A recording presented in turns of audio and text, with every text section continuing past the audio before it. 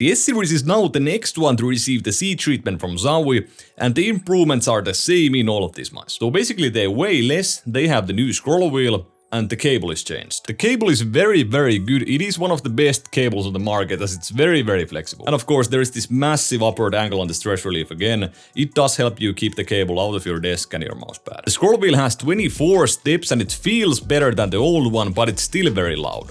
And the S2-C definitely feels lighter in weight than the S2 Divina version that I have here. The clicks feel pretty much the same as on the S2 Divina version.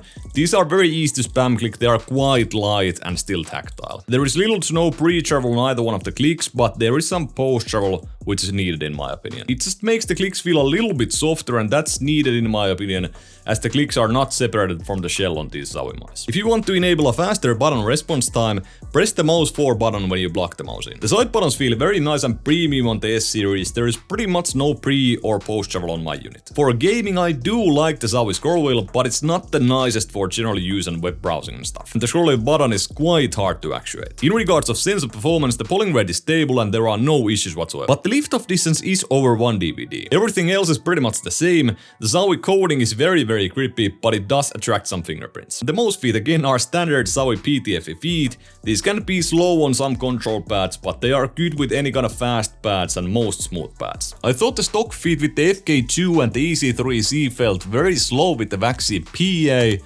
but for some reason with the S2-C it's not that slow actually, it's decently fast. It's for sure not fast, but this does not bother me to the extent that the FK2 and the EC3C did. For those who haven't tried an S-series Zowie mice, these are mainly known for their hump and their quite wide back. The hump is very good for standard kind of claw grippers who want some palm contact. The wide back makes it so that a lot of your palm is touching the mouse, and the high hump here makes it so that the middle of your palm is going to be touching the mouse when you grip it. But of course that's not going to be happening if you fingertip grip the S2. The main thing about the S-series mice is that it's sort of in the middle of the FK and the ZA series. The hump is a little bit towards the middle of the mouse on the S series, but it's more aggressive than on the FK2 and the FK series. And then again on the ZA series, the hump is more towards the back of the mouse. The S series mice are also lower profile than the ZA series, but they are higher profile than the FK series.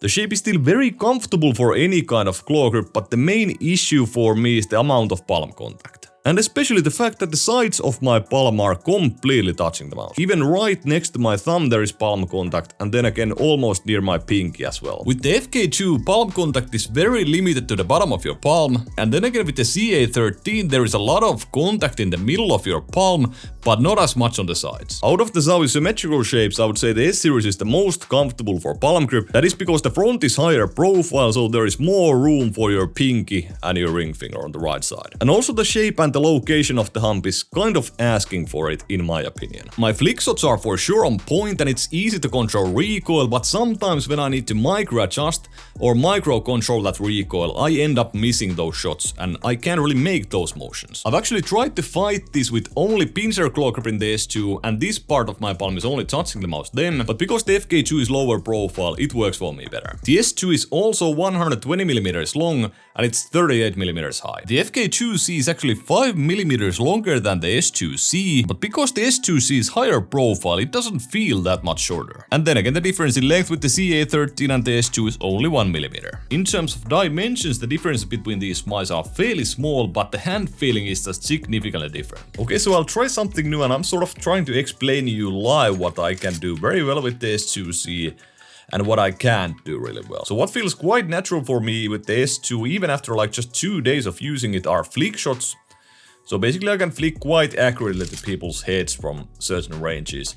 But when I miss that flick shot, for example, if I flicked here, it's pretty hard for me to micro adjust this flick shot. So, but when I like only just miss it, it gets harder. Like it gets pretty hard for me to do these micro adjustments.